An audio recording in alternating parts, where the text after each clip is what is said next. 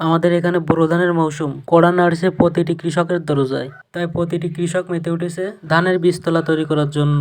আমাদের এলাকা যেহেতু নিচু এলাকা, এই কারণে ফসলি মাঠ থেকে জল সেচার পরেও ফসলি মাঠ আবার নতুন করে জলে ভরে যাচ্ছে। ধানের বীজতলা তৈরি করার জন্য যেহেতু শুকনো জমি প্রয়োজন, শুকনো জমিতে ছাড়া ধান অঙ্কুরিত হয় না। এই কারণে প্রত্যেকের আবার নতুন করে হাত দিয়ে সেচে জমি শুকানোর প্রয়োজন হচ্ছে। ধানের বীজ জমিতে বপন করার আগে হালকা অঙ্কুরিত করে নিতে হয়, যেটাকে আমাদের স্থানীয় ভাষায় বলে কল বের করা। তো হালকা কল বা শিকড় বের করার জন্য ধান জাগে দেওয়া লাগে। পুষ্ট ধান ধানের বীজের জন্য নির্বাচন করা হয়। সেই ধান ভালোভাবে রোদে শুকিয়ে আমরা 24 ঘন্টা জলে ভিজিয়ে রাখছিলাম। 24 ঘন্টা পর জল থেকে উঠিয়ে একটি ঝুড়িতে কলা পাতা বিছিয়ে তার উপর সেই ধানগুলো দিয়ে কিছু খড়কোটা দিয়ে 3 থেকে 4 দিন এভাবে ইট অথবা ভারী কোনো জিনিস দিয়ে চাপা রাখতে হবে। তো এভাবে চাপ দেওয়ার কারণ হলো ভিতরে ওম উঠানো। তো এভাবে 2-1 দিন রাখলে আমরা বীজগুলো জমিতে বপন করতে পারবো। ধানের বীজ উঠানোর পর চলে আসলাম আমরা রাস্তার দিকে আমাদের দেশি মুরগির জন্য কিছু ঘাস নিতে।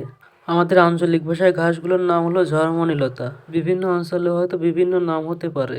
তো এখান থেকে কিছু ঘাস নিয়ে সোজা চলে আসলাম আমাদের বাসায়। তো খামারে ঢুকে মুরগিকে ভালোভাবে ঘাসগুলো বেঁধে দিলাম। আমাদের মুরগিকে যেহেতু ঘাস খাওয়ানোর অভ্যাস আছে, এই কারণে তারা ঘাস খাওয়া শুরু করে দিছে। মুরগিকে ঘাস খাওয়ালে অনেক উপকার পাওয়া যায়। এটি মুরগির শরীরের স্ট্রেস কমায় এবং মুরগিকে সুস্থ রাখে। তাছাড়া ঘাসে প্রাকৃতিক অ্যান্টিঅক্সিডেন্ট এবং ওমেগা 3 থাকে, যা মুরগির শরীরের পুষ্টিগুণ বাড়িয়ে দেয়। এ কারণে প্রতিদিন আমরা একবার করে মুরগিকে ঘাস খাওয়াই। মুরগিকে একবার ঘাস খাওয়ালে বাইরের খাবার একটু কম লাগে।